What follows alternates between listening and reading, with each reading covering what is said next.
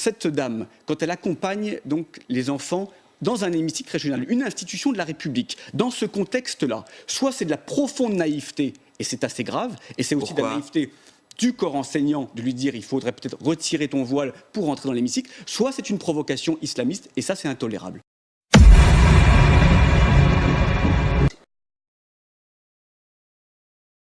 Il faut quand même prendre la mesure de ce que ça veut dire que d'humilier une mère.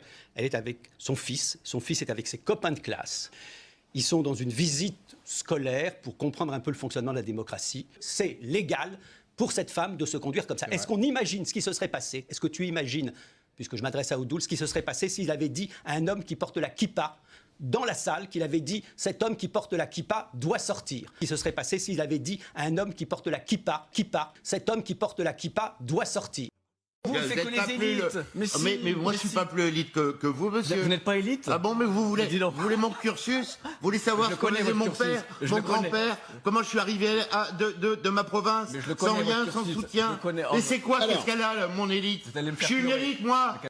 Mais vous êtes quoi, là? Messieurs. Je suis une élite. Attendez. Mon grand-père, il travaille dans la rue. Je suis une élite, moi. Moi, je suis une élite. Calmez-vous. Et vous, qu'est-ce que vous êtes une élite? Vous êtes bien un beau costume. Calmez-vous. À quoi vous pouvez voir que je suis une élite? Messieurs. À quoi vous pouvez voir que je suis une élite? Calmez-vous. Mes parents ont été virés des écoles. Est-ce que je suis une élite?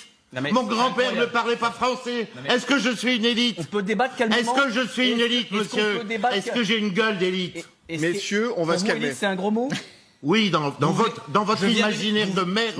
Oui, Georges-Marc Benamou. On va quitter ce débat. Je viens de me faire insulter depuis Un mot, et on quitte ce débat. Hallucinant. Moi, une élite. Non mais attendez. Julien Oudoul. Dans votre tête, je sais ce que c'est une élite.